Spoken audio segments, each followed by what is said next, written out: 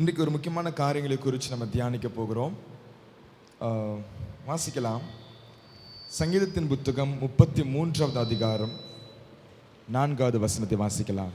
கர்த்தருடைய வார்த்தை உத்தமமும் அவருடைய செய்கையெல்லாம் சத்தியமுமாய் இருக்கிறது. ஹல்லேலூயா. இன்றைக்கு செய்தியினுடைய தலைப்பு கர்த்தரின் வார்த்தை. ஹல்லேலூயா. கர்த்தருடைய வார்த்தையை பற்றி நிறைய பேர் நீங்கள் தியானிச்சிருக்கலாம். கர்த்தருடைய வார்த்தை எப்படிப்பட்டதா இருக்கிறது, அவருடைய வார்த்தைகள் எப்படிப்பட்ட கிரியைகளை செய்கிறது என்பதை அநேக நேரங்களில் நீங்கள் வேதத்தில் நீங்கள் படித்திருக்கலாம், நீங்கள் தெரிஞ்சிருக்கலாம்.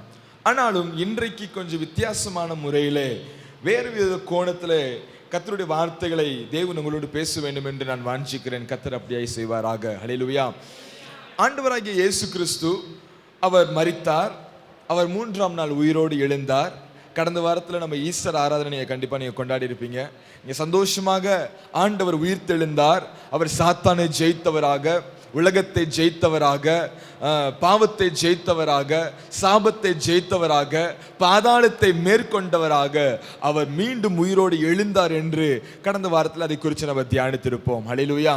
ஆனாலும் அந்த உயிர்த்தெழுந்த இயேசு அதற்கு அப்புறம் அவர் என்னென்ன காரியங்களை செய்தார் என்று சொல்லி ஒரு சில காரியங்களை மாத்திரம் நம்ம பார்த்துட்டு நீங்க நம்ம முடிக்க போகிறோம். ஹல்லேலூயா. உயிர்த்தெழுந்த இயேசு அதுக்கப்புறம் என்ன வார்த்தை, அது ஏன் நான் இதோடு நான் இணைக்கிறேன் என்றால், இயேசு கிறிஸ்து வாழ்ந்த காலத்தில், அவர் பிரசங்கித்த காலத்தில் அவரை ஒவ்வொருவரும் ஒவ்வொரு விதமாக அவரை பார்த்தார்கள். சில பேர் அவரை தீர்க்கதரிசி என்று எண்ணினார்கள், சில பேர் அவரை மனுஷகுமாரன் என்று பார்த்தார்கள். பேதுரு சொல்லுகிறான், உன்னதமான தேவனுடைய குமாரன் என்று ஆண்டவரை பார்த்து சொல்லுகிறான்.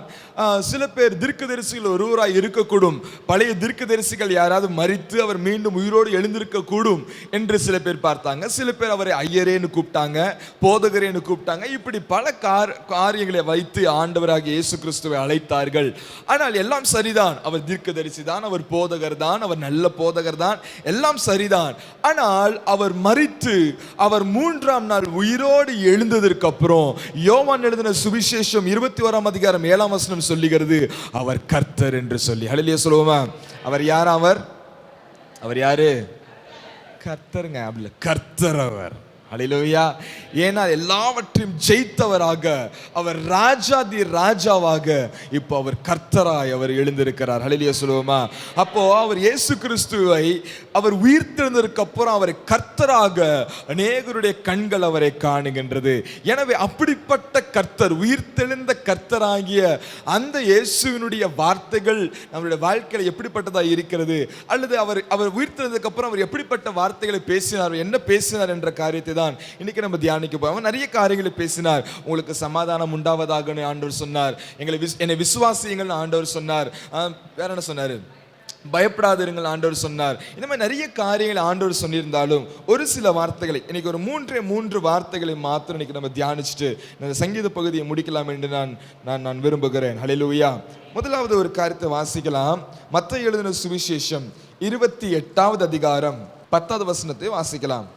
அப்பொழுது இயேசு அவர்களை நோக்கி பயப்படாதிருங்கள், நீங்கள் போய் என் சகோதரர் கலிலேயாவுக்கு போகும்படி அவர்களுக்கு சொல்லுங்கள், அங்கே அவர்கள் என்னை காண்பார்கள் என்றார். போதும். ஹல்லேலூயா. முதல் வார்த்தை இன்னைக்கு தியானத்துக்கு நான் எடுத்துக்கொள்கிற இந்த கொண்டு வருகிற முதல் வார்த்தை என்ன அப்படின்னா, do not fear. ஹல்லேலூயா. பயப்படாதிருங்கள். ஆண்டவர் உங்களை பார்த்து சொல்லுகிறார், பயப்படாதிருங்கள். பக்கத்துல கைப்பிடித்து சொல்லுங்க, பயப்படாதிருங்கள். ஹல்லேலூயா சொன்னீங்களா? ஹல்லேலூயா. ஏன் பயப்படக்கூடாது? ஏனால் இதுவரைக்கும் ஜனங்கள், சீஷர்களாயிருக்கட்டும், பழைய ஏற்பாட்டின் காரியத்தின் ஜனங்களாயிருக்கட்டும், எல்லாரும் பயந்து போய் தான் இருந்தார்கள். அவர்கள் பாவத்திற்கு மீட்பு உண்டாகும்படி மீட்பு கிடைக்காதே என்று ஒரு பயம் அவர்களுக்குள்ள இருந்தது. பிசாசை குறிச்சுதான பயம் அவர்களுக்குள்ள காணப்பட்டது. மரணத்தை குறிச்சுதான பயம் அவர்களுக்குள்ள காணப்பட்டது. இப்படி அந்த பழைய ஏற்பாட்டின் ஜனங்களுக்குள்ள பயம் கொஞ்சம் அதிகமா இருந்துச்சு. ஆனால் இயேசு கிறிஸ்து என்றைக்கு அவர் மரித்து அவர் எல்லாவற்றையும் ஜெயித்தவராக அவர் எழுந்தாரோ, அவர் எல்லாவற்றையும் ஜெயித்து விட்டபடினாலே இனி ஒன்றுக்கும் நீங்கள் பயப்படாமல் இருங்கள் என்று கர்த்தர் நம்மளை திடப்படுத்த பயப்படுத்துகிறார். ஹல்லேலூயா சொல்லுவோமா? இன்றைக்கு அநேக காரியங்களை கொண்டு சபை பயப்படுகிறது. இன்னைக்கு அரசாங்கத்தை கொண்டு பயப்படுகிறோம், பெரிய பெரிய சட்டதிட்டங்களை நினைத்து நம்ம பயப்படுகிறோம், தீவிரவாதிகளை நினைத்து பயப்படுகிறோம், பூகம்பங்களை நினைத்து பயப்படுகிறோம். வரக்கூடிய காரியங்கள் ரொம்ப கொடுமையான காலங்களாக இருக்கிறபடினால காலங்களை குறித்து பயப்படுகிறோம். ஆனால் தேவன் நம்மளுக்கு இன்றைக்கு சபைக்கு சொல்லுகிறது என்னவென்றால், பயப்படாதிருங்கள், ஏனென்றால் நான் உலகத்தை நான் ஜெயித்தேன். ஹல்லேலூயா சொல்லுவோமா? அவர் நீங்க ஒருவேளை நினைக்கல, 2000 வருஷத்துக்கு முன்பதாக உலகம் ரொம்ப பெரிய பாவம் கிடையாது, பெரிய டெக்னாலஜிஸ் கிடையாது, பெரிய பெரிய பயம், பெரிய பெரிய தீவிரவாதிகள் கிடையாது நினைக்கலாம். ஆனால் தேவனோ அன்றைக்கு மாத்திரம் தேவன் அல்ல, அவர் நேற்றும் இன்றும் நாளைக்கும் அவர் தேவனாய் இருக்கிறார். ஹல்லேலூயா சொல்லுவோமா? இனி எவ்வளவு பெரிய டெக்னாலஜி வந்தாலும், எவ்வளவு பெரிய பூகம்பம் வந்தாலும், இனி எவ்வளவு பெரிய தீவிரவாதிகள் எழும்பினாலும், எவ்வளவு பெரிய அரசாங்கங்கள் வந்தாலும், எல்லாவற்றுக்கும் அவர் பெரியவராய் அவர் இருக்கிறார். ஹல்லேலூயா சொல்லுவோமா? எனவே தான் ஆண்டவர் சொல்லுகிறார், நீங்கள் என்னுடைய பிள்ளைகளாய் இருக்கிறபடினாலே நான் எப்படி ஜெயித்தேனோ அதே மாதிரி நீங்களும் என்ன பண்ணுவீங்க? ஜெயிப்பீர்கள். எனவே என்ன பண்ணாதீங்க, ஒருபோதும் பயப்படாதீர்கள் ஆண்டவர் சொல்லுகிறார். ஹல்லேலூயா சொல்லுவோமா? ஹல்லேலூயா. இன்னைக்கு எதை நான் குறித்து பயப்படுறோம்? ஃபியூச்சரை குறித்து பயப்படுறோம். நாளைக்கு எனக்கு எப்படிப்பட்ட பொண்ணு கிடைக்கும் பொழுது அது எப்படிப்பட்ட பையன் கிடைக்கும் போதுன்னு பயப்படுறோம். வேலை கிடைக்குமா கிடைக்காதான்னு நம்ம பயப்படுறோம். அல்லது வேற என்ன சொல்றது, வேலை கிடைக்குமா, அல்லது பிஸ்னஸ் செட் ஆகுமா செட் ஆகாதா, நாளைக்கு என்னுடைய பிள்ளைங்களுடைய வாழ்க்கையை நான் எப்படி நான் கட்ட போறேன், என் பிள்ளைங்களுக்கு நான் எப்படி நான் திருமணம் பண்ண போறேன், அவங்களுக்கு நான் எந்த சொத்தும் சேர்த்து வைக்கலையே, எல்லாருக்குள்ளேயும் ஒரு பயம் காணப்படுகிறது. ஆனால் ஆண்டவர் இன்றைக்கு உங்களை பார்த்து சொல்லுகிறார், பயப்படாதிருங்கள், நான் உங்களோடு கூட இருக்கிறேன்னு கர்த்தர் சொல்லுகிறார். ஹல்லேலூயா சொல்லுவோமா? ஹல்லேலூயா. அப்போஸ்தலனாகிய பவுல், அவனுக்கு ஒரு நல்ல ஒரு சீஷன் ஒருவன் இருந்தான். அவன் பேர் தீமோத்தேயு. ஹல்லேலூயா. அந்த தீமோத்தேயு நல்ல ஒரு சுவிசேஷகன், ஆண்டவருக்காக பக்தி வைராக்கியம் பாராட்டுகின்ற ஒரு சுவிசேஷகனாய் இருந்தான். எனவே அந்த சீஷனை பயன்படுத்த வேண்டும் என்று அப்போஸ்தலனாகிய பவுல் நினைத்தான். ஹல்லேலூயா சொல்லுவோமா? ஹல்லேலூயா. எனவே அவன் நல்லா வளர்ந்து வருகிறபடினால அவன் அப்போஸ்தலனாகிய பவுல் ஏற்கனவே ஏற்படுத்தியிருக்கிற சபைக்கு அந்த சீஷனாகிய அந்த தீமோத்தேவை அனுப்பிவிட வேண்டும் என்று நினைத்தான். தீமோத்தேவை அனுப்பிச்சு வச்சதுக்கு அப்புறம் தான் அப்போஸ்தலனாகிய பவுல் அவனை குறித்து பயங்கரமாக யோசிக்க ஆரம்பிக்கிறான். ஹல்லேலூயா. ஆக்சுவலி தீமோத்தேயு என்பவன் ஒரு நோஞ்சான், ஒரு மாதிரி எப்படிப்பட்டவன், ஒரு பயந்தாங்கோழி. ஹல்லேலூயா. அப்படி ஒரு நோஞ்சான், எல்லாத்துக்கும் பயப்படுவேன். என்ன சொல்றதுன்னா, வீட்டுக்குள்ளேயே பொத்தி ஒரு பிள்ளைய வளர்த்தோம்னா, உலகத்தில் விட்டோம்னா, திடீர்னு போய் ரோட்ல போய் கடைக்கு போயிட்டு வாடா அப்படின்னு சொன்னோம்னா அவன் என்ன பண்ணுவான்? அவன் ரொம்ப பயப்படுவான். எங்க சர்ச்சில் ஒருத்தன் இருக்கிறான், அவன் பேர் சாம். அவன் பார்த்தீங்கன்னா ரொம்ப எல்லாத்துக்கும் சின்ன பிள்ளை மாதிரி பயந்து இருக்கிறான். அவன் 10th ஸ்டாண்டர்ட் வரைக்கும் இப்போ வந்துட்டான். ஆனாலும் பயம். அப்புறம் அவங்க அம்மா அப்பா கிட்ட நான் கூப்பிட்டு நான் சொன்னேன், இப்படியே வளர்த்தீங்கன்னா நாளைக்கு அவன் என்ன பண்ண முடியாது, உலகத்தில் தனியாக நிற்க முடியாது, எப்பயுமே உங்களையே சார்ந்து இவர் நிற்கக்கூடும். எனவே அப்படி பண்ணாதீங்க. அவனை ஒவ்வொரு நாளும் சர்ச்சுக்கு தனியாக அனுப்புங்க, சைக்கிள் வாங்கி கொடுங்க, கடைக்கு தனியாக அனுப்புங்க. இப்படி நீங்கள் தனியாக அனுப்பும் போது மட்டும்தான் அவன் நிறைய காரியங்களை கற்றுக்கொள்ள முடியும் என்று சொல்லி அவங்க அம்மா அப்பா கூப்பிட்டு நான் சொன்னேன். அதே மாதிரி தான் வீட்டுக்குள்ளே ரொம்ப அப்படியே என்ன சொல்றது, ஒரு பொண்ணை போல என்ன பண்ணிட்டாங்க, அந்த பையனை நல்லா வளர்த்துட்டாங்க. அதனால இவனுக்கு ரொம்ப பயந்த சுவாபம். அவனுக்கு அவங்க அம்மா இல்லைனா இருக்க முடியாது, அன்பு இல்லைனா இருக்க முடியாது, தனிமையில தள்ளப்பட்டானா அவனால வாழ முடியாது. அப்படிப்பட்ட ஒரு மனுஷனாகி இந்த தீமோத்தேயுவை என்ன பண்ணிட்டாரு இவர் பவுல், இப்போ ஊழியத்துக்கு போன அனுப்பிச்சிட்டார். அது எப்படிப்பட்ட ஊழியம், அந்த ஊர்ல இவனுக்குன்னு சொந்தம்னு சொல்லிக்கொள்றதுக்கு யாரும் கிடையாது, ஃப்ரெண்ட்ஸ்ன்னு சொல்லிக்கொள்றதுக்கு யாரும் கிடையாது. தீமோத்தேயுவா வா சூப்பர் அவன் வரானே அப்படின்னு கைத்தட்டி வரவேற்பதற்கு யாரும் கிடையாது. தீமோத்தேயு வந்தான் அப்படின்னா வாப்பா அந்த பவுல் சொன்னார் வா வந்து உட்கார் வா அப்படின்னு சொல்லக்கூடிய அளவுக்கு எந்த விதத்திலையும் மெச்சிக்கொள்கிறதுக்கு அவனிடத்துல என்ன கிடையாது, ஒன்றுமே கிடையாது. ஹல்லேலூயா. ஆனாலும் மிஷனரி ஊழியத்துக்கு பவுல் அனுப்பிச்சிட்டார். அனுப்பிச்சதுக்கு அப்புறம் தான் இந்த அப்போஸ்தலனாகிய பவுல் தீமோத்தேயுக்காக ரொம்ப பாரத்தோடு ஜெபிக்க ஆரம்பிக்கிறான். ஜெபிக்க ஆரம்பிக்கும் பொழுது ஆண்டவர் தீமோத்தேயை குறித்து தானே சில காரியங்களை பவுலுக்கு தெரிவித்தபடினாலே தீமோத்தேயுக்கு ஒரு நிருபத்தை எழுத வேண்டும் என்று சொல்லி தீமோத்தேயுக்கு நிருபத்தை எழுதுகிறான். 2 நிருபங்களை எழுதுகிறான். அதுல ஒரு வசனத்தை வாசிக்கலாம். 2 தீமோத்தேயு 2ஆம் நிருபம் 1ஆம் அதிகாரம் 7ஆம் வசனத்தை ஒருத்தர் வாசிக்கலாம்.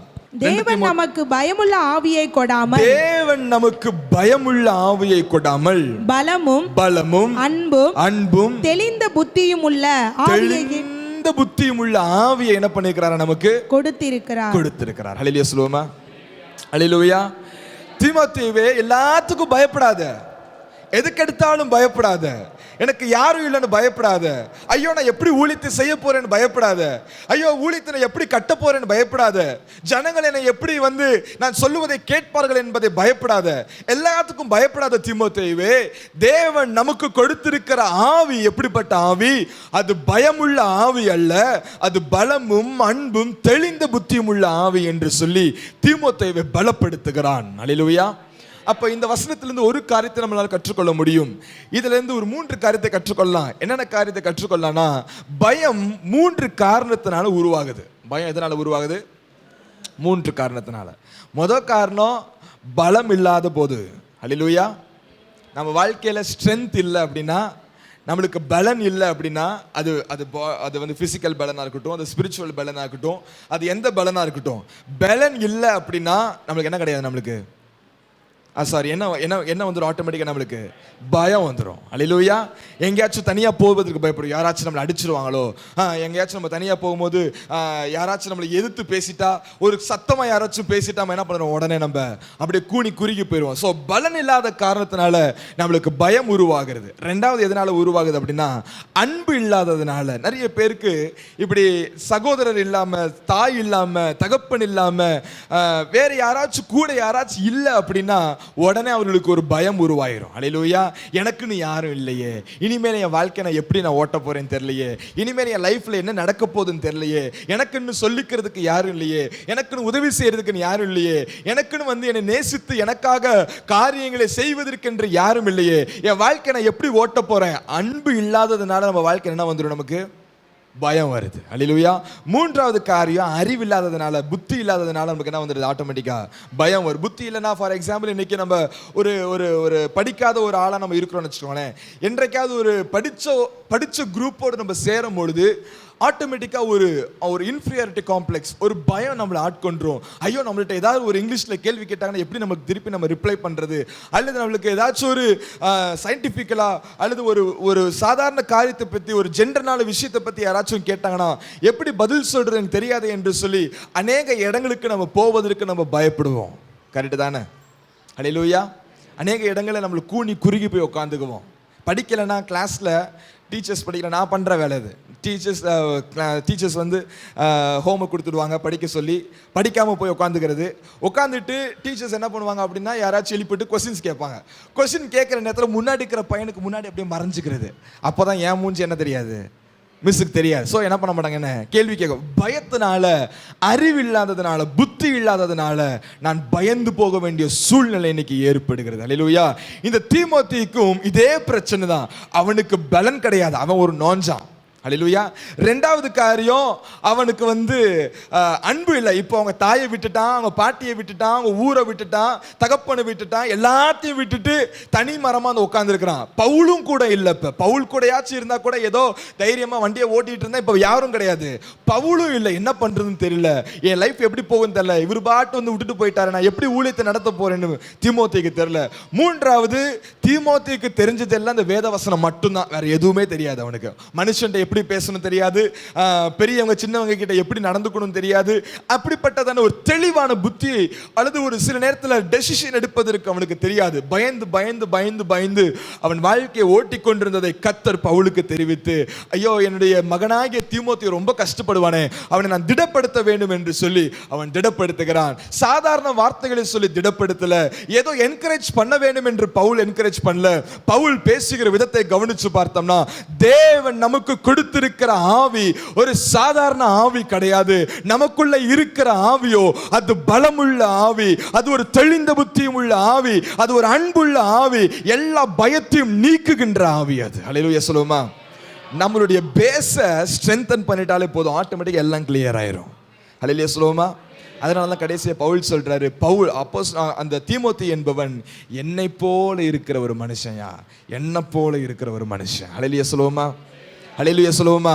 இன்றைக்கு உங்க வாழ்க்கையில நீங்க நிறைய காரியங்களை குறித்து பயப்படலாம். ஆனால் உயிர்த்தெழுந்த கர்த்தர் சொல்லுகிறார், பயப்படாதிருங்கள், நான் உலகத்தை நான் ஜெயித்தேன். அல்லேலூயா சொல்லுவோமா.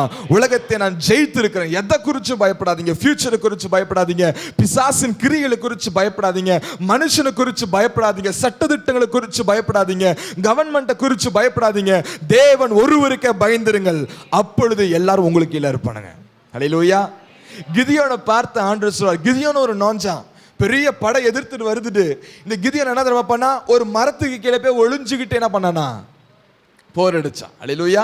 மரத்துக்கு கீழே ஒளிஞ்சு, ஐயோ என்னுடைய பொருட்களை தானியங்களை யாராச்சும் எடுத்துட்டு போயிருவாங்க பார்த்து பார்த்து பயந்தான். கர்த்தர் கடந்து சென்றார். கர்த்தர் அவனை பார்க்கும் பொழுது பராக்கிரமசாலி. ஏன்னா நீ பார்க்கிறதுக்கு நோஞ்சானா இருக்கலாம்ப்பா, அறிவு இல்லாம இருக்கலாம், புத்தி இல்லாம இருக்கலாம், அன்பு இல்லாம இருக்கலாம், தெளிந்த புத்தி இல்லாம இருக்கலாம். ஆனால் உனக்குள்ளே இருக்கிற கர்த்தரோ அவர் பயங்கரமான பராக்கிரமசாலி என்று வேதம் சொல்லுகிறது. எனவே நீயும் பராக்கிரமசாலி. அல்லேலூயா, அல்லேலூயா. அதனாலதான் கிதியோனை பார்த்த உடனே ஆண்டவர் சொல்றார், பராக்கிரமசாலியே. என்ன பார்த்து யார் பராக்கிரமசாலின்றது? கிதியோனுக்கே டவுட் வந்துருச்சு. ஆண்டவரே என்ன பார்த்து, நான் எப்படிப்பட்டவன் எனக்கு தெரியும் ஆண்டவரே, நீ எப்படிப்பட்டவன் எனக்கும் தெரியும். ஆனா உனக்குள்ள இருக்கிற தேவனை பத்தி நீ தெரிஞ்சுக்கோ, அவர் பயங்கரமான பராக்கிரமசாலி. அப்படிப்பட்ட கர்த்தர் தான், எல்லாவற்றையும் ஜெயித்த தேவன் தான். இன்றைக்கு ஆண்டவர் நம்மளை பார்த்து சொல்லுகிறார், பயப்படாதிருங்கள். ஹல்லேலூயா. பக்கத்தில் இருக்க கையை பிடிச்சு சொல்லுங்க, பயப்படாதீங்க, கர்த்தர் நம்மளோடு இருக்கிறார். கர்த்தர் நம்மளோடு இருக்கிறார். உலகத்தை ஜெயித்த கர்த்தர் நம்மளோடு இருக்கிறார். சாத்தானை ஜெயித்த கர்த்தர் நம்மளோடு இருக்கிறார். ஹல்லேலூயா, ஹல்லேலூயா. பயப்படாதிருங்கள், கர்த்தர் பெரிய காரியங்களை செய்வார். இரண்டாவது காரியத்தை நம்ம வாசிக்கலாம். லூக்கா எழுதின சுவிசேஷம் 24ஆம் அதிகாரம் 50வது வசனத்தை வாசிக்கலாம். பின்பு அவர் பெத்தானியா வரைக்கும் அவர்களை அழைத்து கொண்டு போய் தம்முடைய கைகளை உயர்த்தி அவர்களை ஆசீர்வதித்தார். கைகளை உயர்த்தி அவர் என்ன பண்ணார்? அவர் ஆசீர்வதித்தார். ஹல்லேலூயா சொல்லுமா, ஹல்லேலூயா. ஆண்டவருடைய ஆசீர்வாதம் ரொம்ப பெருசு. அது எத்தனை பேருக்கு தெரியும்? ஹல்லேலூயா. உலகம் கொடுக்கிற ஆசீர்வாதத்தை விட, மனிதர்கள் கொடுக்கிற ஆசீர்வாதத்தை விட, முதியோர்கள் கொடுக்கிற ஆசீர்வாதத்தை விட என் தேவன் கொடுக்கிற ஆசீர்வாதம் ரொம்ப பெருசு. ஹல்லேலூயா. இன்னொரு காரியத்தை இந்த இடத்துல கொஞ்சம் நான் தெளிவுபடுத்த விரும்புகிறேன். ஆண்டவர் ஆசீர்வாதத்தை என்ன பண்றாராம்? கைகளை உயர்த்தி என்ன பண்றாராம்? அவர் எப்படி ஆசீர்வச்சாராம்? கைகளை உயர்த்தி என்னன்னு சொல்லி ஆசீர்வச்சிருப்பார்? நீங்கள் ஆசீர்வாதமாய் இருங்கள். ஹல்லேலூயா. நீங்க ஆசீர்வாதமாய் இருங்கள் என்று சொல்லி கைகளை உயர்த்தி கர்த்தர் ஆசீர்வச்சிருப்பார். ஆனால் அவர் கைகளை உயர்த்தி அவர் ஆசீர்வாதத்தை கூறும் பொழுது ஏதோ ஒரு காரியத்தோடு அதை லிங்க் ஆகிற மாதிரி தெரிகிறது. ஒரு வசனத்தை நம்ம வாசிக்க போகிறோம். அது என்ன வசனம் என்றால், என்னாகமத்தின் புத்தகம் 6வது அதிகாரம் 22-23 வசனத்தை வாசிக்கலாம். பின்னும் கர்த்தர் மோசேயை நோக்கி நீ ஆரோனோடும் அவன் குமாரரோடும் சொல்ல வேண்டியது என்னவென்றால், நீங்கள் இஸ்ரவேல் புத்திரரை ஆசீர்வதிக்கும் பொழுது அவர்களை பார்த்து சொல்ல வேண்டியதாவது கர்த்தர் உன்னை ஆசீர்வதித்து உன்னை காக்க கடவர். கர்த்தர் தம்முடைய முகத்தை உன்மேல் பிரகாசிக்க பண்ணி உன்மேல் கிருபையாய் இருக்க கடவர். கர்த்தர் தம்முடைய முகத்தை உன்மேல் பிரசன்னமாக்கி உனக்கு சமாதானம் கட்டளையிட கடவர் என்பதே. ஆமென். அடுத்த வசனத்தை வாசிங்க. இவ்விதமாய் அவர்கள் என் நாமத்தை இஸ்ரவேல் புத்திரர் மேல் கூற கடவர்கள். அப்பொழுது நான் அவர்களை ஆசீர்வதிப்பேன் என்று சொல் என்றார். ஹல்லேலூயா. ஆண்டவர் மோசே கிட்ட சொல்றாரு, ஆசாரியனாய் இருக்கிற இந்த ஆரோனை என்ன செய்ய வேண்டுமா? இஸ்ரவேல் ஜனங்களுக்கு முன்பதாக நீ போய் கொண்டு போய் நிறுத்து. அப்ப ஆரோனும் அதற்கு பின்பதாய் வருகிற ஆசாரிய சந்ததியும் என்ன செய்ய வேண்டுமாம்? அவர்கள் கைகளை உயர்த்தி கர்த்தருடைய ஆசீர்வாதங்களை தேவ சபைக்கு கூற வேண்டும். ஹல்லேலூயா. எப்பொழுது ஆசாரியன் ஆசீர்வாதத்தை கூறுகிறானோ அப்பொழுது கர்த்தர் அவர்கள் என்ன பண்ணுவாராம்? ஆசீர்வதிப்பார். ஹல்லேலூயா. அதனாலதான் ஊழியக்காரர்களுடைய ஆசீர்வாதம் ரொம்ப ரொம்ப பெருசா இருக்கு. அதனாலதான் கடைசியாக எல்லா ஆராதனையும் முடிக்கும் பொழுது ஊழியக்காரர்கள் கைகளை உயர்த்தி என்ன பண்றாங்க? ஆசீர்வதிக்க. அந்த ஆசீர்வாதம் ஊழியக்காரர் சொல்லும் பொழுது கர்த்தரை இறங்கி வந்து என்ன பண்றாராம்? ஆசீர்வதிக்கிறார். எனவே அந்த ஆசீர்வாதத்தை ஊழியக்காரர் சொல்லும் பொழுது எங்களுடைய சபையில எல்லாரும் முழங்கால் படிடுவோம். நீங்களும் என்ன பண்ணுங்க? பயபக்தியாக அந்த ஆசீர்வாதத்தை பெற்றுக்கொள்ளும்படியாக நான் கேட்டுக்கொள்கிறேன். ஆனால் ஒரு காரியத்தை நல்ல கவனிங்க. ஆண்டவராகிய இயேசு கிறிஸ்து அவர் மரித்தார். அவர் கல்லறைக்குள்ள சென்றார். கல்லறைக்குள்ள சென்று அவர் 3ஆம் நாள் உயிரோடு எழுந்து வந்து பிறகு ஜனங்களை பார்த்து ஆசீர்வதிக்கிறார். ரொம்ப முக்கியமான ஒரு விஷயம். உங்களிடத்துல ஒரு கேள்வி கேட்க வேண்டும் என்று நினைக்கிறேன். பழைய ஏற்பாட்டு காரியங்கள்ல எத்தனை பேருக்கு ஆசாரிப்பு கூடாரத்தை பற்றி தெரியும்? அதுல எத்தனை பாகங்கள் இருக்குன்னு தெரியுமா? 3 பாகங்கள் இருக்குது. 3 பாகங்கள் இருக்குது. 3 பார்ட்ஸ். என்னென்ன பாகங்கள் இருக்கு? பிரகாரம், பரிசுத்த ஸ்தலம், மகா பரிசுத்த ஸ்தலம். சூப்பர். பிரகாரம், பரிசுத்த ஸ்தலம், மகா பரிசுத்த ஸ்தலம் என்ற 3 பாகங்களாக 3 பிளேஸாக பிரிக்கப்பட்டிருக்கிறது. ஓகே, இந்த ஆசாரிப்பு கூடாரத்துக்குள்ள 3 ஜீவன்கள் இருக்கும். அல்லேலூயா. எத்தனை ஜீவன்கள்? 3 ஜீவன்கள், முக்கியமான ஜீவன்கள் இருக்கும். அது என்னன்னு தெரியுமா?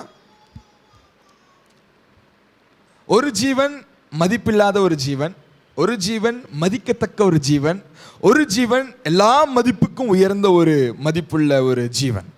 சொல்லுங்க. ஓகே, மதிப்பில்லாத ஜீவன் என்ன இருக்குதாங்க? ஆடு அல்லது காளை அல்லது புறா எதையாவது கொண்டு வந்து பலிபீடத்தில் வச்சு என்ன பண்ணுவாங்க? பலி கொடுக்கணும். அல்லேலூயா. அது ஒரு ஜீவன். பலி கொடுக்கக்கூடிய ஆசாரியன் அவர் ஒரு ஜீவன். அவர் ஒரு லிவிங் பீயிங் தானே? ஆமா, அவர் ஒரு ஜீவன். அவர் யாரு? அவர் மதிப்புள்ள ஒரு ஜீவன். இந்த பலியை பலி செலுத்துகிறதையும் ஏற்றுக்கொள்ளக்கூடிய ஒரு ஜீவன் ஒருத்தர் இருக்கிறார். அவர் யாரு? அவர் ஷெக்கினா மகிமையாக அவர் எங்க இருப்பாரு? ஆசாரிப்பின் கூடாரத்தினுடைய உட்பகுதியில மகா பரிசுத்த ஸ்தலத்துல அவர் இருக்கிறார். அல்லேலூயா. அப்ப 3 ஜீவன்கள் எங்க இருக்குதா? ஆசாரிப்பின் கூடாரத்துக்குள்ள இருக்குது. என்னென்ன ஜீவன் சொல்லுங்க பார்க்கலாம். ஆடு, ஆசாரியன், கர்த்தர். அல்லேலூயா. ஆடு, ஆசாரியன், கர்த்தர், 3 பேர் இருக்கிறாங்க. இப்போ நல்ல கவனிங்க. இந்த ஆசாரிப்பினுடைய கூடாரத்தையும் அதற்கப்புறம் இந்த ஆசாரிப்பு கூடாரத்தில் இருக்கிற இந்த ஆசாரியரை குறித்து தான் நம்ம கொஞ்சம் தியானிக்க போறோம். கொஞ்சம் கவனிங்க. ரொம்ப முக்கியமான ஒரு டாபிக் இது.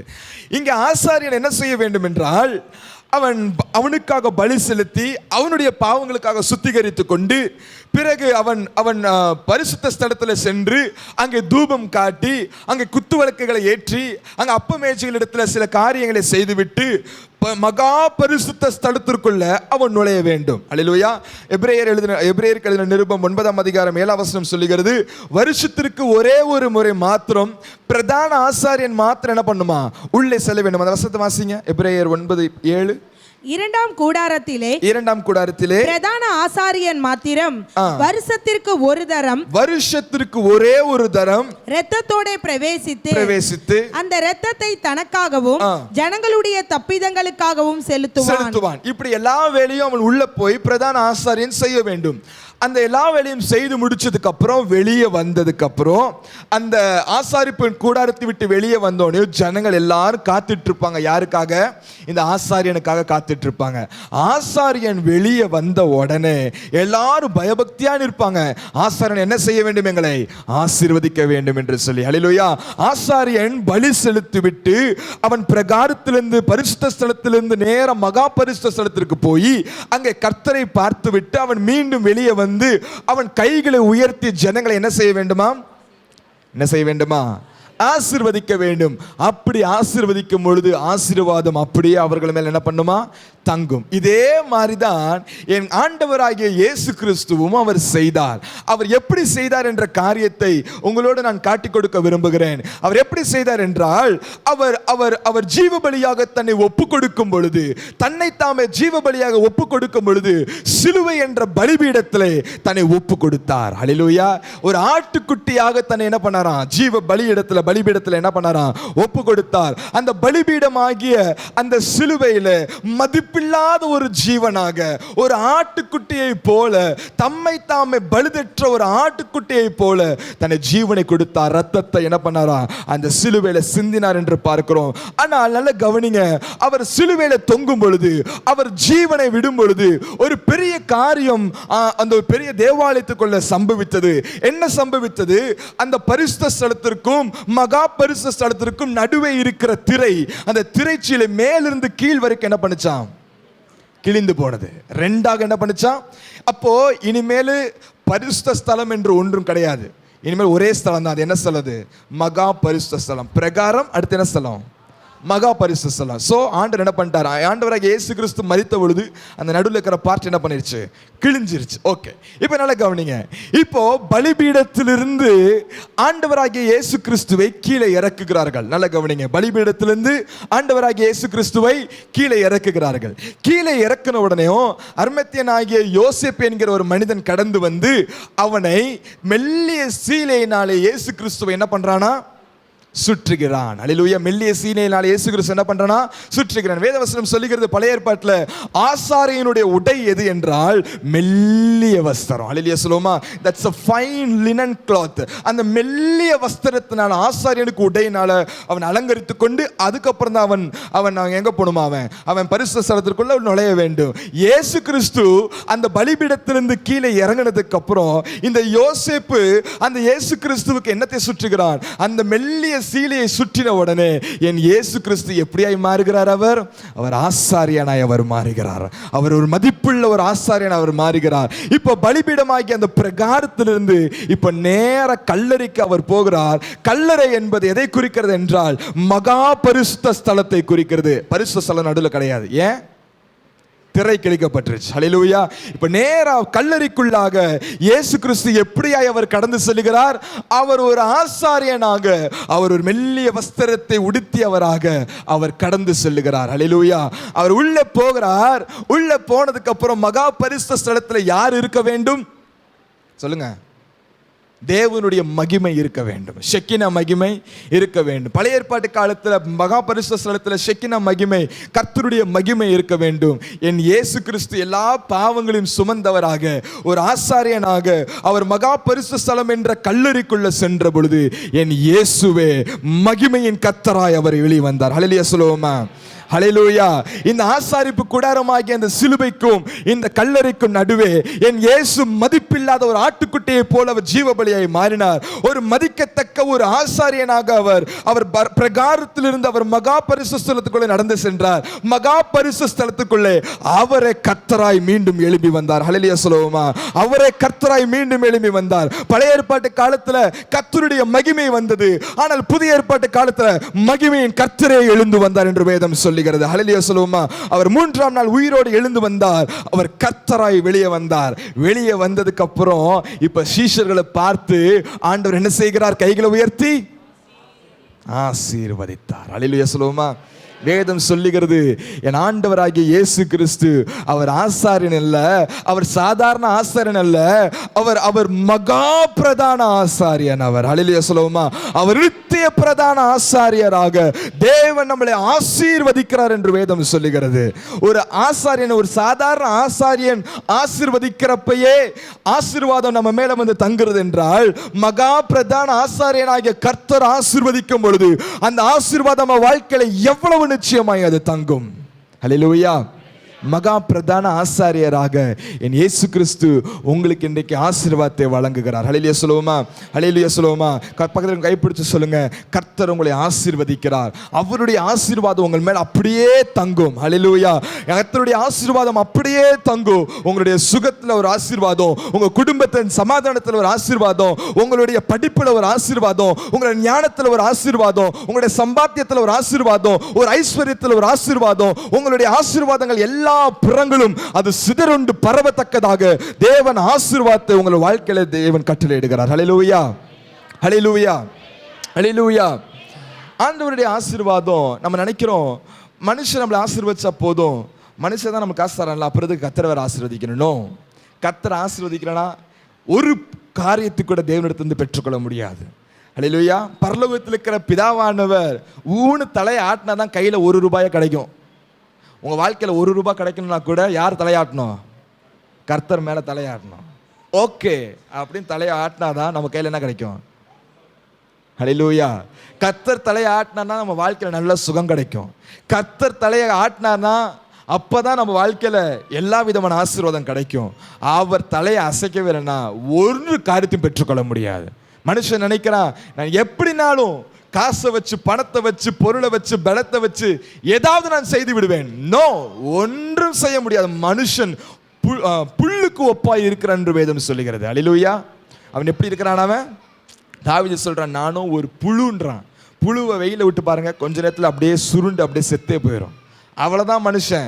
எவ்வளவுதான் பணம் இருந்தாலும், எவ்வளவுதான் செல்வாக்கு இருந்தாலும், ஒரு நிமிஷத்துல ஜீவன் கடந்து போனால் அவன் அவன் அவன் எதுக்கு சமமா இருப்பான்? அல்லேலூயா சொல்லுவோமா? ஆனால் தேவனுடைய ஆசீர்வாதம் நம்ம வாழ்க்கையில் இருக்கும் பொழுது கர்த்தர் நம்ம வாழ்க்கையில பெரிய காரியங்களை செய்கிறவராக இருக்கிறார். அல்லேலூயா. கர்த்தருடைய வார்த்தை பெரிய வார்த்தையா இருக்கிறது. ஆண்டவர் ஒரு மகா பிரதான ஆசாரியனாக தேவன் நம்மளை ஆசீர்வதிக்கிறார். அந்த ஆசீர்வாதம் உங்களோட தலையில் அப்படியே நிற்பதாக. அடுத்து மூன்றாவது ஒரே ஒரு காரியத்தை மாத்திரம் பார்த்து நான் முடிக்க விரும்புகிறேன். யோவான் எழுதின சுவிசேஷம் 21வது அதிகாரம் 17வது வசனத்தை நம்ம வாசிக்கலாம். மூன்றாம் தரம் அவர் அவனை நோக்கி, யோனாவின் குமாரனாகிய சீமோனே, நீ என்னை நேசிக்கிறாயா என்றார். நேசிக்கிறாயா என்றார். என்னை நேசிக்கிறாயா என்று அவர் மூன்றாம் தரம் தன்னை கேட்டபடியினாலே பேதுரு துக்கப்பட்டு ஆண்டவரே நீர் எல்லாவற்றையும் அறிந்திருக்கிறீர், நான் உம்மை நேசிக்கிறேன் என்பதையும் நீர் அறிவீர் என்றான். இயேசு என் ஆடுகளை மேய்ப்பாயாக என்றார். ஹல்லேலூயா, ஹல்லேலூயா. மத்தேயு எழுதின சுவிசேஷம் 11:28 என்ன சொல்லுது? வருத்தப்பட்டு பாரம் சுமக்கிறவர்களே எல்லாரும் என்னிடத்தில் வாருங்கள், நான் உங்களுக்கு இளைப்பாறுதல் தரேன். ஆண்டவர் உங்களுடைய பேர்டனை மட்டும் எடுத்துக்கிட்டு உங்களை சும்மா விடுகிற தேவனா? ஹல்லேலூயா. நம்ம அப்படிதான் நினைச்சிடறோம். கிறிஸ்தவ வாழ்க்கை என்பது ஏதோ கடன் பாரத்தினாலேயோ, சாபத்தின் பாரத்தினாலேயோ, பாவத்தின் பாரத்தினாலேயோ ஏதோ ஒரு பெரிய சுமையை நம்ம தலைமையில சுமந்துட்டு இருக்கோம். ஆனால் ஆண்டவராகிய இயேசு கிறிஸ்து வரும்பொழுது எல்லாவற்றையும் ஆண்டவர் பாதத்தில் இறக்கி வச்சிட்டோம்னா we become free அப்படின்னு அர்த்தமா? நோ. ஆண்டவர் என்ன சொல்றார்? உன் பாரத்தை என்கிட்ட இறக்கி வை, என் பாரத்தை நீ எடுத்துக்க. ஹல்லேலூயா. ஆண்டவர் நம்மளை சும்மா விடுகிற தேவன் அல்ல. இந்த டம்ளரில் தண்ணி ஊற்றி குடிப்பதற்காக பயன்படுத்தப்படுகிறது. ஹல்லேலூயா. அதுக்கு தானே பயன்படுத்தப்படுகிறது. இந்த டம்ளர் ரொம்ப அழகாக இருக்குன்னு சொல்லிட்டு ஒரு ஷோகேஸில் எடுத்து வச்சோம்னா அதனால் என்ன பயன் இருக்கு? ஒரு பயனும் கிடையாது. அழகாக இருக்கு, இது எவர் சில்வரில் வாங்கினது, இது அந்த கடையில் வாங்கினது, அப்படி இப்படின்னு சொல்லி பெருசாக வெளியில் போர்டு மட்டும் வச்சா இதனால் ஒரு யூஸும் கிடையாது. இது என்றைக்கு யூஸ் ஆகுதோ அப்போ தான் இதுக்கு வேல்யூ ஜாஸ்தி. ஹல்லேலூயா. இது எப்போ இது யூஸ் ஆகுதோ அது அப்போ தான் இதுக்குள்ள ஒரு அழுக்கு தண்ணி இருக்குன்னு வச்சுக்கோங்களேன். அழுக்கு தண்ணி இருக்கும் பொழுது இப்போ உங்கள் கையில் நான் கொடுக்குறேன், நீங்கள் என்ன செய்வீங்க? நீங்கள் அதை எடுத்து நீங்கள் கீழே ஊற்றி அதை நல்லா வாஷ் பண்ணி வேறு என்னென்னலாம் போட்டு நீங்கள் வாஷ் பண்ணுமோ எல்லாத்தையும் வாஷ் பண்ணி அழகாக எடுத்து வைக்கிறீங்க. எடுத்து வச்சதுக்கப்புறம் எகெயின் நீங்கள் என்ன ஊற்றுறீங்க? நீங்கள் சொல்லுங்கள், நல்ல தண்ணி ஊற்றுறீங்க. ஹல்லேலூயா. ஒரு அழுக்கு தண்ணியை எடுத்து கழுவி ஊற்றுனதுக்கப்புறம் சும்மா வச்சுருந்தா அது வேஸ்ட். அது ஹல்லேலூயா. மீண்டும் அதை நல்ல தண்ணி ஊற்றி உங்கள் கிச்சன் வரைக்கும் அதை கொண்டு போய் அதை நீங்கள் குடிக்க ஆரம்பிக்கிறீர்கள், இதை பயன்படுத்த ஆரம்பிக்கிறீர்கள். ஹல்லேலூயா சொல்லுவோமா? இதே மாதிரி தான் ஆண்டவராகிய இயேசு கிறிஸ்துவும் நம்மளுடைய பாரத்தை ஆண்டவர் என்ன பண்ணுறார்? முதல்ல வாங்கிக்கிறார். ஆண்டவர் சொல்ல முதல்ல எல்லாத்தையும் போட்டிருப்பா, நான் சுமந்துக்கிறேன், உன் பாரம் எல்லாவற்றையும் நான் என்ன பண்ணுறேன்? நான் சுமந்துக்கிறேன். ஆனால் என் பாரத்தையும் என்ன பண்ணுகிறோம்? நீ சுமந்து கொண்டால் மாத்திரமே நீ ஒரு பயனுள்ள ஒரு மனுஷனாய் இருப்பாய். இல்லை என்றால் you become waste. Hallelujah. you become a waste. ஒரு வேஸ்டான பொருளா நீ மாறிடுவப்பா. என் பாரத்தை வாங்கிக்கோ, என் ஜீவ தண்ணீரை வாங்கிக்கோ, என் நல்ல காரியத்தை வாங்கிக்கோ, என் பாரத்தை வாங்கிக்கோன்னு ஆண்டவர் சொல்றார். ஹல்லேலூயா சொல்லுவோமா? உயிர்த்தெழுந்த கர்த்தராகிய தேவன் கடைசியாக யோவான் எழுதின சுவிசேஷத்தை கவனிக்கும் பொழுது பேதுருவை மாத்திரம் தேவன் தனியாய் அழைக்கின்றார். நல்ல கவனிங்க. பேதுருவை மாத்திரம் தேவன் தனியாய் அழைத்து அவனை பார்த்து ஆண்டவர் முதல்ல ஒரு கேள்வி ஒன்று கேட்கிறார். என்ன கேள்வி கேட்கிறார்? சீமோனே, நீ என்ன நேசிக்கிறாயா? Do you love me Simon அப்படின்னு ஆண்டவர் கேட்கிறார். ஹல்லேலூயா. Do you love me அப்படின்னு கேட்கும் போது நம்ம என்ன சொல்றோம்? நம்ம ஆமா ஆண்டவரே, நான் ரொம்ப உங்களை நேசிக்கிறேன் ஆண்டவரே. எதனாலப்பா நேசிக்கிறேன்? நீங்கள் நான் உங்ககிட்ட வந்தானே எங்களுக்கு எப்பயுமே 3 வேளை நல்லா சாப்பாடு தருவீங்க, நல்லா ட்ரெஸ்ஸு தருவீங்க, நீர் என்னை ஒருபோதும் கைவிட மாட்டீர் ஆண்டவரே, எனவே நான் உண்மை. அது பேர் நேசமா? அது போலி. அது ஏதோ பெற்றுக்கொள்வதற்காக it's like a conditional love மாதிரி ஆகுது. நான் உங்க இடத்துல பெற்றுக்கொள்ள போகிறேன், ஸோ ஐ லவ் யூ. ஆண்டவர் ஒரு நாளைக்கு தரலனா அவ்வளோதான். ஏசு எனக்கு ஒன்றும் தரல, அதனால் நான் ஏசு கிட்ட நான் பேச மாட்டேன், நான் இனிமேல் சபைக்கு வர மாட்டேன், பாஸ்டர் கிட்ட நான் பேச மாட்டேன், அவ்வளோதான், முடிஞ்சு போச்சு. ஆண்டவர் மேலே அந்த அன்பு அதோட அவுட். ஆனால் யோபு ஆண்டவர் என்ன சொல்கிறான்? நீர் கொடுத்தாலும் உம்மை நேசிப்பேன், எடுத்தாலும் உம்மை நான் நேசிப்பேன். இதுதான் உண்மையான நேசம். ஹல்லேலூயா. இப்படிப்பட்ட அன்பு ஆண்டவர் மேல யார் வச்சிருக்கிறா? நோபடி. கொடுத்தாலும் ஆண்டவரை நேசிப்பேன், எடுத்தாலும் ஆண்டவரை நேசிப்பேன். இப்போதான் கொஞ்சம் கொஞ்சமாக கை உயருது. கொடுத்தாலும் நேசிப்பேன், எடுத்தாலும் நேசிப்பேன். என் ஜீவன் இருந்தாலும் நேசிப்பேன். என் ஜீவனை கர்த்தரே எடுத்தாலும் நான் கர்த்தரை நான் நேசிப்பேன். அல்லேலூயா சொல்லுவோமா? அதனால தான் இப்படிப்பட்ட அன்பு பேதுருக்கிட்ட இருக்கு. அதை மீண்டும் தேவன் அதை கன்ஃபார்ம் பண்ண விரும்புகிறார். அது அவன் வாயிலிருந்து வர வேண்டும் என்று தேவன் விரும்புகிறார். பேதுருவை பார்த்து கேட்கிறார், பீட்டர், சைமன், நீ என்ன நேசிக்கிறாயப்பா? அவன் சொல்றான், ஆமா ஆண்டவரே நான் நேசிக்கிறேன். ஓகே, செகண்ட் டைம் ஆஸ்கிங், நீ நேசிக்கிறாயப்பான்னு கேட்கிறார். கொஞ்ச நேரம் கழிச்சு கேட்கிறார், அதே மாதிரி ஆமா ஆண்டவரை நேசிக்கிறேன்றான். ஆனாலும் மூன்றாவது முறையும் மீண்டும் அவனை கேட்கிறார், தனியா அழைத்து கேட்கிறார், பீட்டர் நீ உண்மையிலே நேசிக்கிறியா அப்படின்னு கேட்டோனையும் வேதம் சொல்லுகிறது, பேதுரு துக்கம் அடைந்தான். அவன் உள்ளத்துல ஒரு வேதனை வந்துச்சு. அல்லேலூயா சொல்லுவோமா? அவன் உள்ளத்துல என்ன வந்துச்சா? வேதனை வந்துச்சு. அவனுக்குள்ள ஒரு துக்கம் வந்துச்சு, ஒரு பாரம் அவனை நிறைக்க ஆரம்பிச்சிச்சு. அவனுடைய பாரத்தை எல்லாவற்றையும் ஆண்டவர்கிட்ட கொடுத்துட்டான். அதற்கப்புறம் he become free. ஆனால் ஆண்டவர் அவனை ஃப்ரீயா இருக்க விடல. அவனை ஆண்டவர் கூப்பிட்டு அவனை பாரத்தினால் நிரப்ப விரும்புகிறார். எனவே நீ என்னை நேசிக்கிறான்னு கேட்கும் பொழுது, ஆமா ஆண்டவரே நேசிக்கிறேன்னு சொல்லும் பொழுது அவனுடைய உள்ளம் பாரத்தினால் நிறைந்து அவன் துக்கப்பட்டான். ஆண்டவரே நீர் அதை அறிவீர் ஆண்டவரே, உமக்காக நான் எதையாவது செய்ய வேண்டும் என்று துடிக்கிற ஒரு மனுஷன் ஆண்டவரே, நீர் அதை அறிவீர் ஆண்டவரே அப்படின்னு சொன்னவனே ஆண்டவர் ஒரு பெரிய காரியத்தை ஆண்டவர் செய்கிறார். என்ன சொல்றார் கடைசியாக? என் ஆடுகளை மேய்ப்பாயாகப்பா. ஆண்டவர் உயிர்த்தெழுந்த கர்த்தர் பேசுகிற ஒரு வார்த்தை, என் ஆடுகளை மேய்ப்பாயாக, என் வேலையை நீ செய்வாயாக. 3 வருஷம் ஒரு பெரிய காரியத்தை நான் பூமியில நான் செய்து விட்டேன்பா. ஆனால் இப்பொழுதோ நான் பரலோகத்துக்கு கடந்து போகிறேன். என்னுடைய வேலையை எடுத்து என்னுடைய ஸ்தானத்தில் நின்று செய்வதற்கென்று எனக்கென்று ஒரு ஆள் ஒன்று தேவை. அதை நீ செய்வியா? Will you do it for me? அது எனக்காக நீ செய்வாயா என்று கர்த்தர் நம்மளை பார்த்து கேட்கிறார். ஹல்லேலூயா, ஹல்லேலூயா. நான் யாரை நான் அனுப்புவேன்? யார் எனது காரியமாய் போவார்கள்? என் சுவிசேஷத்தை இந்த இஸ்ரவேல் ஜனங்களுக்கு சொல்லத்தக்கவன் நீங்க யார்ப்பா இருக்கிறா? என்னுடைய சுவிசேஷத்தை உலகத்தில் இருக்கிற புறஜாதி மக்களுக்கு சொல்லத்தக்க மனுஷன் நீங்க யார்ப்பா இருக்கிறா? ஆண்டவர் இந்த நேரத்தில் கடைசியாக அவர் பரலோகத்துக்கு எடுத்துக்கொள்ளப்படுவதற்கு முன்பதாக தன்னுடைய பாரத்தை ஜனங்கள் மேல, அதாவது ஆண்டவரிடத்தில் அன்பாய் இருக்கிற சீஷர்கள் மேல வைத்து விட வேண்டும் என்ற ஒரு காரியத்தோடு கடைசியாக சீஷரோடு பேசுகிறார். நீ எனக்காக செய்வாயா? என் ஆடுகளை நீ மேய்ப்பாயாக அப்படின்னு ஆண்டவர் பேசும் பொழுது பேதுருக்கு என்ன தெரியுமா சொல்றான்? பேதுரு 100% அவன் ஆக்செப்ட் பண்றான். 100% ஆண்டவருக்கு தன்னை டெடிகேட் பண்ற. ஆண்டவரே என்னை அனுப்பும் ஆண்டவரே, உமது காரியமாய் நான் செல்லுகிறேன். ஹல்லேலூயா சொல்லுவோமா? ஹல்லேலூயா சொல்லுவோமா? ஒரு வசனத்தை மட்டும் வாசித்து நம்ம முடிக்கலாம். எரேமியா எழுதின தீர்க்கதரிசன புத்தகம் 27ஆம் அதிகாரம் 2ஆம் வசனத்தை வாசி. கர்த்தர் என்னை நோக்கி நீ உனக்கு கயிறுகளையும் நுகங்களையும் உண்டு பண்ணி அவைகளை உன் கழுத்திலே பூட்டிக்கொள் ஆண்டவர் சொல்றார். நல்ல கவனிங்க. எரேமியா என்கிற ஒரு மனுஷன், நல்ல கவனிங்க, கொஞ்சம் உங்களை பைபிளை முடிச்சு கொஞ்சம் என்ன கவனிங்க. எரேமியா என்கிற மனுஷன் யார் தெரியுமா? அவன் ஒரு ஆசாரியனுடைய பிள்ளை. எனவே இவனும் ஆசாரிய வகுப்பை சேர்ந்தவன். நல்ல சுகபோகமாய் வாழக்கூடிய அளவுக்கு இவனுக்கு திறமை இருக்கிறது, நல்ல வாய்ப்புகள் இருக்கு, வசதி இருக்குது. டெய்லியும் இவருக்கு கறி மீன் சாப்பாடு தான். இவர் ஊருக்குள்ள நடந்து போனார்னா எல்லா பேரும் கையெடுத்து அப்படியே வணக்கம் வைப்பாங்க, வந்தனம் செய்வார்கள்.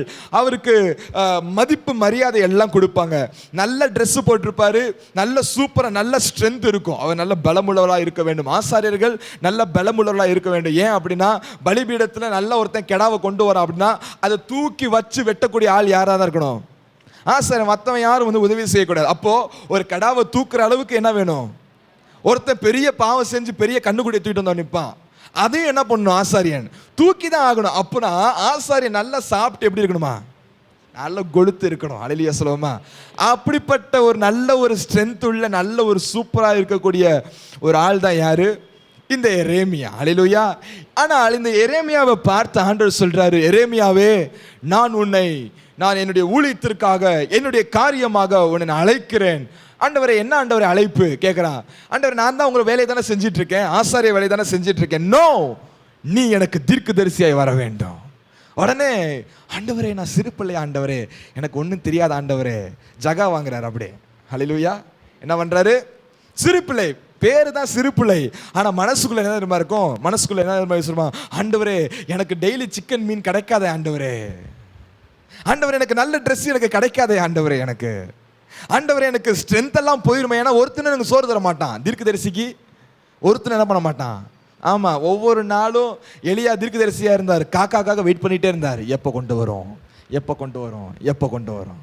ஹல்லேலூயா, ஹல்லேலூயா. ஆண்டவர் ஒவ்வொரு தீர்க்கதரிசிகளுக்கு சோறே கிடைக்காது, தீர்க்கதரிசிகளுக்கு எந்த காரியமும் கிடைக்காது, தீர்க்கதரிசிக்கு நல்ல ட்ரெஸ்ஸே கிடைக்காது, ட்ரெஸ் எல்லாம் பிடிச்சி கிழிச்சிருவாங்க. தீர்க்கதரிசி எங்கேயாச்சும் நடு ரோட்ல போய் நின்று பிரசங்கம் பண்ணா ஓங்கி கண்ணத்திலே அரைவான். நீ சொல்ற தீர்க்கதரிசனம் போய் அப்படின்னு ஒருத்தன் அரைஞ்சிட்டு போவான். அரைஞ்சாலும் என்ன பண்ணணும்? தீர்க்கதரிசி வாங்கிட்டு போகணும். யாரும் வணக்கமா சொல்ல மாட்டான், அரைவான். கண்ணத்தில் என்ன பண்ணுவான்? அரைவான், எட்டி உதப்பான். அப்போ எரேமியாவுக்கு பயம் வந்துருச்சு.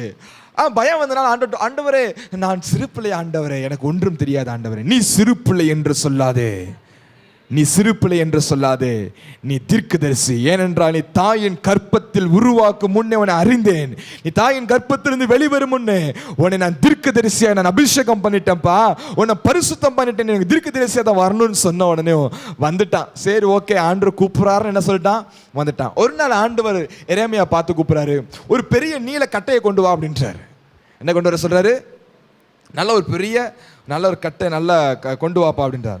உடனே இவரும் போய் என்ன பண்றாரு, ஆண்டவர் ஏதோ ஒரு பெரிய காரியத்தை செய்ய கூப்பிடுறாரு போலக்குன்னு இவனு நல்லா வெட்டி என்ன பண்றான், ஆண்டவர் சமுத்திரம், ஆண்டவரே நீ சொன்னபடி நான் செய்துட்டேன் ஆண்டவரே, அதை எடுத்து உன் கழுத்துல வைக்கின்றாரு. எடுத்து கழுத்துலையா? சரி ஓகே, ஏதோ ஆண்டவர் ஏதோ வேலை செய்ய சொல்றாரோ, ஏதோ கொண்டு போக சொல்றான்னு நினைக்கிறேன் அப்படின்னு சொல்லி என்ன பண்றான், எடுத்து கழுத்துல வைக்கிறான். ஆண்டவர் சொல்ற, எடுத்து அதை கட்டு, உன் கழுத்தோட என்ன பண்ண இருக்க கட்டு. என்ன ஆண்டவரே புதுசா ஏதோ ஒரு காரியத்தை சொல்றீங்க, ஒரு நாளும் அந்த கலட்டக்கூடாது. என்ன சொல்லக்கூடாது? ஒரு நாளும் கலட்டக்கூடாது. நீ தூங்குனாலும் கட்டையோட தான் தூங்கணும், நீ எந்திரிச்சாலும் கட்டையோட தான் எந்திரிக்கணும், நீ நடந்தாலும் கட்டையோட தான் எந்திரிக்கணும். கழுத்திலே மரத்தினால செய்யப்பட்ட நுகத்தை உன் கழுத்திலே பூட்டி அதை கட்டி போடு.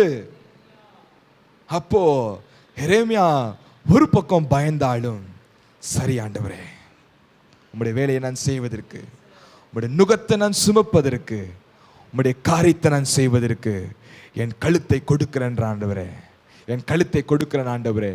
கழுத்தில் அவனுடைய நுகம் சூட்டப்பட்டாயிருச்சு. ஹல்லேலூயா. நுகம் சூட்டப்பட்டவனாக எல்லாரும் இருக்கிறதுக்கு மத்தியில தீர்க்கதரிசனம் வரைக்கிறான். நேபுகாத்நேச்சர் கீழே நீங்கள் 70 வருஷம் நீங்கள் அடிமையாய் போவீர்கள், எனவே நீங்கள் அந்த நேபுகாத்நேச்சர் கீழே போய் நீங்கள் பாபிலோன் ராஜாவின் கீழே அடிமையாய் இருங்கள், அவனும் என்னுடைய ஊழியக்காரன் தான், நான் போஷிப்பேன்னு கர்த்தர் சொல்றார்.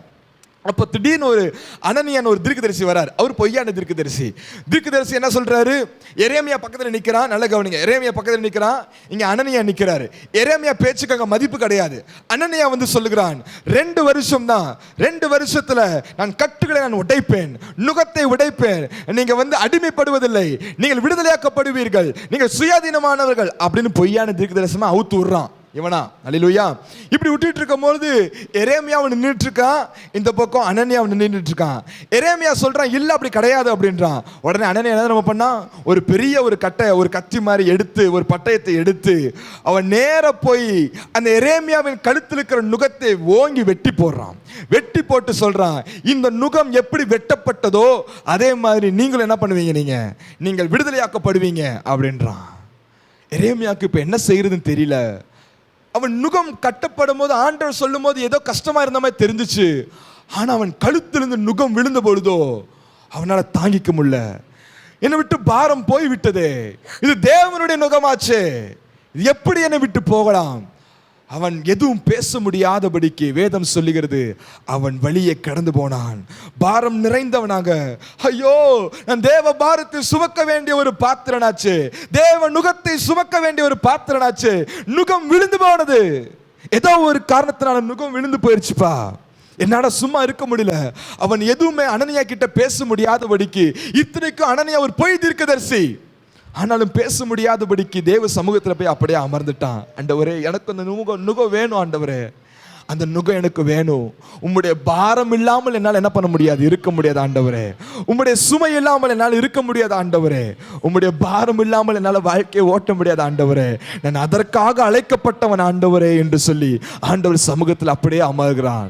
ஆண்டவர் சொல்கிறார், கர்த்தருடைய வார்த்தை எரேமியாவுக்கு உண்டாகி, நீ மீண்டும் அனனியா கிட்ட போய் சொல்லு, நீ மரத்தாலான நுகத்தை நீ உடைச்சு போட்ட, ஆனா இரும்பினால் செய்யப்பட்ட நுகத்தை என் கழுத்துல பூட்டு. நான் இன்னும் தேவனுடைய பாரத்தை அதிகமாய் சுமக்க விரும்புகிறேன். ஹல்லேலூயா. அனனியா கிட்ட போய் சொல்றான். சொல்லி முடிச்சுட்டு இன்னொன்னே சேர்த்து சொல்றான், நீ போய் தீர்க்கதரிசி, அதை நிரூபிக்கும் பொருட்டாக இந்த வருஷம் முடிகிறதுக்குள்ள நீ உன் மரணம் போயிடும்பா, நீ மறுத்து விடுவாய் என்று சொல்கிறான். சரியாக 7வது மாசத்துல அனனியா தீர்க்கதரிசி செத்து போயிட்டான். ஆனால் எரேமியாவோட கழுத்திலேயோ இரும்பு நுகம், இரும்பு நுகம். ஹல்லேலூயா. முதல் முறை நுகம் வைக்கிறப்ப கூட ஒருவேளை கஷ்டமா இருந்திருக்கலாம், அதற்கு ஓகே 100% அக்செப்ட் பண்ணிருக்கலாம். ஆனால் 2வது முறை இரும்புனால செய்யப்பட்ட நுகத்தை வைக்கும் பொழுது இன்னும் 100% அக்செப்ட் பண்ணிக்கிறான். ஹல்லேலூயா. 100% டெடிகேஷன், 100% ஆஃப் அக்செப்டன்ஸ். ஆண்டவருடைய சமூகத்தில், ஆண்டவரே என்னை பயன்படுத்தும் ஆண்டவரே, நான் செயலிழந்த மனுஷனா இருக்கக்கூடாது, பயன்பாடு இல்லாத ஒரு மனுஷனா இருக்கக்கூடாது ஆண்டவரே, பயன்படுகிற ஒரு மனுஷனா நான் இருக்க வேண்டும் ஆண்டவரே என்று சொல்லி ஆண்டவருடைய சமூகத்தில் அப்படியே அமர ஆரம்பிக்கிறான். ஹல்லேலூயா சொல்லுவோமா? அதேதான் ஆண்டவர் கர்த்தராகிய தேவன் அவர் உயிரோடு எழுந்து வந்ததுக்கு அப்புறம் கர்த்தர் சொல்லுகிறார், என்னுடைய பாரத்தை சுமக்க சீமோனே நீ வருவாயா, நீ நேசிக்கிறாயா என்று கர்த்தர் கேட்கிறார். அதற்கு சீமோன் பேதுரு சொல்லுகிறான், ஆம் ஆண்டவரே, உம்முடைய வேலை நான் செய்ய நான் போகிறேன் ஆண்டவரே. கண்களை மூடி அப்படி நம்ம ஜெபிக்கலாம். உயிர் தெழுந்த கர்த்தர், அவருடைய வார்த்தைகள் மிக வல்லமை உள்ளதாக இருக்கிறது. அவருடைய வார்த்தை மிக வல்லமை உள்ளதாக இருக்கிறது. சபையை பார்த்து சொல்கிறார், நீங்கள் பயப்படாதிருங்கள். Do not fear, do not fear. நான் உங்களோடு இருக்கிறேன். நீங்கள் பராக்கிரமசாலிகள், ஏனென்றால் உங்களுக்குள்ளே இருக்கிற நான் பயங்கரமான பராக்கிரமசாலி. கர்த்தர் சொல்லுகிறார், கர்த்தருடைய வார்த்தை உரைக்கிறது, நான் மகா பிரதான ஆசாரியனாய் கடந்து வந்திருக்கிறேன். மகா பிரதான ஆசாரியனாய் நான் கடந்து வந்திருக்கிறேன் உங்களை ஆசீர்வதிக்கும்படியாக. தேவனுடைய பரலோகத்தின் ஆசீர்வாதம் என்றென்றைக்கும் உங்கள் மேல தங்கி இருக்கும், என்றென்றைக்கும் உங்கள் மேல தங்கி இருக்கும். 3வதாக கர்த்தருடைய வார்த்தை, நான் யாரை நான் அனுப்புவேன், யார் எனது காரியமாய் போவார். எத்தனை பேர் சொல்ல போறீங்க, என்னை அனுப்பும் ஆண்டவரே? எத்தனை பேர் சொல்ல போறீங்க இன்றைக்கு? எத்தனை பேர் சொல்ல போறீங்க, என்னை அனுப்பும் ஆண்டவரே, என்னை அனுப்ப போறீங்க? Thank you Jesus. யாரை நான் அனுப்புவேன், யார் நமது காரியமாக செல்வான்? யாரை நான் அனுப்புவேன், யார் நமது காரியமாக செல்வான் என்று கர்த்தரின் சத்தம் இன்றும் தோணிக்கிறதே, என்று கர்த்தரின் சத்தம் இன்றும் தோணிக்கிறதே. தேவானின் இருதயத்தில் ஏக்கம் ஒன்றை நான் கண்டேனே, தேவானின் இருதயத்தில் ஏக்கம் ஒன்றை நான் கண்டேனே. பார்வை இழந்த ஜனம், பாதை காட்டிட யாரும் இல்லையே, பார்வை இழந்த ஜனம், பாதை காட்டிட யாரும் இல்லையே. யாரை நான் அனுப்புவேன், யார் நமது காரியமாக செல்வார்? யாரை நான் அனுப்புவேன், யார் நமது காரியமாக செல்வார்? யாரை நான் அனுப்புவேன், யார் நமது காரியமாக செல்வார்? யாரை நான் அனுப்புவேன், யார் நமது காரியமாக செல்வார்? என்னை அனுப்பும் தேவா, என்னையும் பயன்படுத்தும். எல்லாரும் சொல்லுவோம், என்னை அனுப்பும் ஆண்டவரே, என்னை அனுப்பும் தேவா, என்னையும் என்னையும் பயன்படுத்தும். எல்லாரும் வாயில திறந்து சொல்லுவோம், என்னை பயன்படுத்தும் ஆண்டவரே, என்னை அனுப்பும் தேவா, என்னையும் பயன்படுத்தும். யாரை அனுப்புவேன்? யாரை நான் அனுப்புவேன்? யார் நமது காரியமாக செல்வார்? யாரை நான் அனுப்புவேன்? யார் நமது காரியமாக செல்வார்? என்னை அனுப்பும் தேவா, என்னையும் பயன்பாடு. உள்ளத்தின் ஆழத்திலிருந்து உடைக்கப்பட்ட ஒரு மனுஷனாக என்னை அனுப்பும் தேவா, என்னையும் பயன்படுத்தும். என்னை பயன்படுத்துங்க இந்த ஸ்ரீரங்கப்பட்டினத்துக்கு ஆண்டவரே, என்னை அனுப்பும் தேவா.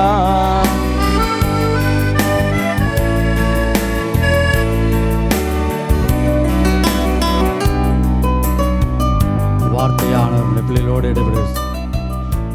இந்த வார்த்தையின் பிரகாரம் நம்முடைய பிள்ளைகளை பயன்படுத்துகிறாங்க. மக்கா எழும்பி பிரகாசிக்க தேவன் கிருபாராட்டி ஆசீர்வதிங்க. எல்லா துதி ஸ்தோத்திரத்தையும் கனத்தையும் செலுத்துகிறோம். இயேசு கிறிஸ்து ஜெபிக்கிறோம் சொல்ல நல்ல பிதாவே, ஆமென். இந்த நிகழ்ச்சி உங்களுக்கு மிகவும் ஆசீர்வாதமாக இருந்திருக்கும் என்று நம்புகிறோம்.